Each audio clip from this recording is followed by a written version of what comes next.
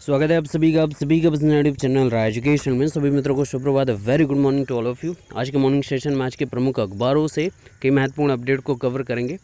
इनके अलावा कई महत्वपूर्ण लीगल टीम के अपडेट को कवर करेंगे और कोर्ट अपडेट को भी कवर करेंगे। कल की तैयारी कल ही से बहुत महत्वपूर्णता से स्टार्ट हो चुकी है। वकीलों की ब्रीफिंग, सीनियर अधिवक्ताओं की ब्रीफिंग मॉडिफिकेशन पे और अन्य महत्वपूर्ण मुद्दों पर सबसे ज़्यादा इम्पोर्टेंट तरीके से चल रही ब्रीफिंग, और आज आखिरी टच कह सकते हैं या आखिरी महत्वपूर्ण दाव, महत्वपूर्ण रणनीति आज होने वाली है। और उप सचिव बेसिक शिक्षा की संस्तुति पर निर्णय लेने का आदेश दिया गया है और उम्मीद यही करेंगे कि कल प्रमुख दो ही मुद्दे आपको देखने को मिले कोर्ट रूम में सबसे ज़्यादा इम्पोर्टेंट। एक तो आपका भारांक और एक आपकी मॉडिफिकेशन।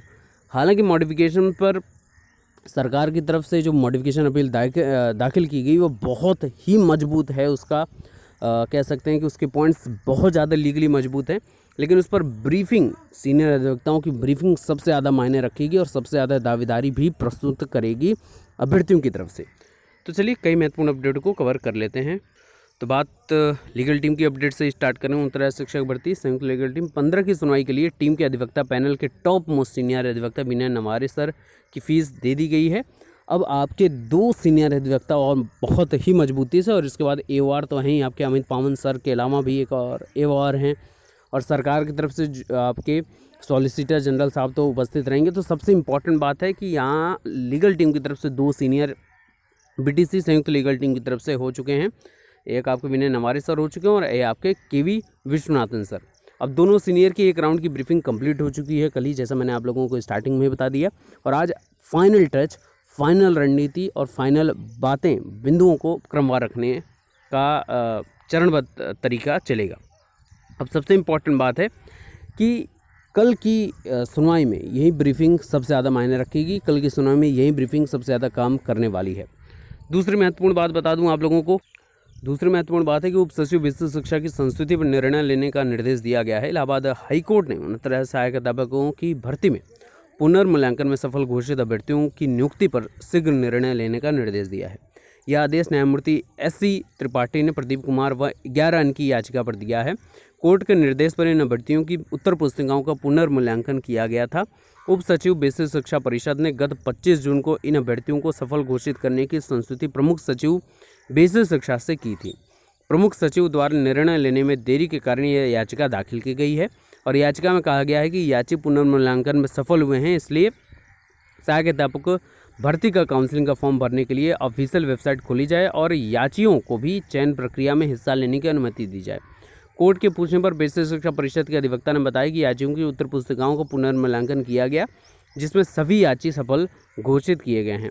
उनकी नियुक्ति की संस्तुति राज्य सरकार के अनुमोदन के लिए भेजी गई है और ये कोविड की वजह से थोड़ी प्रक्रिया या जानकारी नहीं मिल पा रही है। अनुमोदन मिलते ही चयन प्रक्रिया शुरू कर दी जाएगी और इस पर कोर्ट ने प्रमुख सचिव को निर्देश दिया है कि संस्तुति पर नियमानुसार यथाशीघ्र निर्णय लें।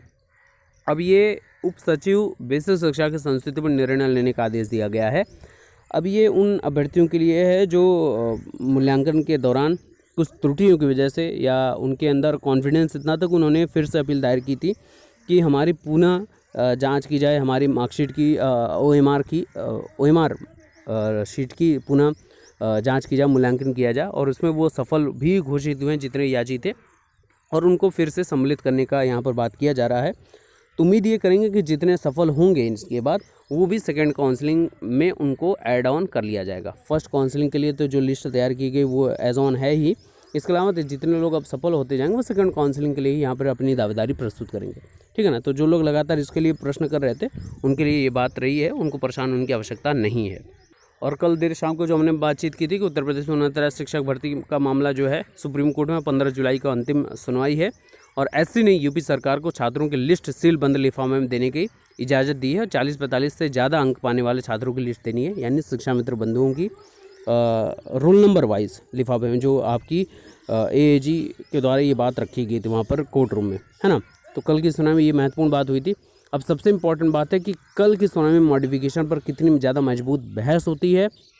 भारांक को पर प्रश्न, क्योंकि भारांक का जो प्रश्न है वो आपके यू ललित साहब को एकदम स्पष्ट पता है कि प्रत्येक 4 वर्षों में 1% का भारांक देना, और ये 25% यानी कि 63 अंक का जो ये भ्रम का जाल फैला हुआ है ना कि 25 अंक, ये 25 अंक नहीं, ये 63 अंक के बराबर है, 62.5 अंक है। तो इसको भी एकदम अच्छे से स्पष्ट तरीके से स्पष्टीकरण देना।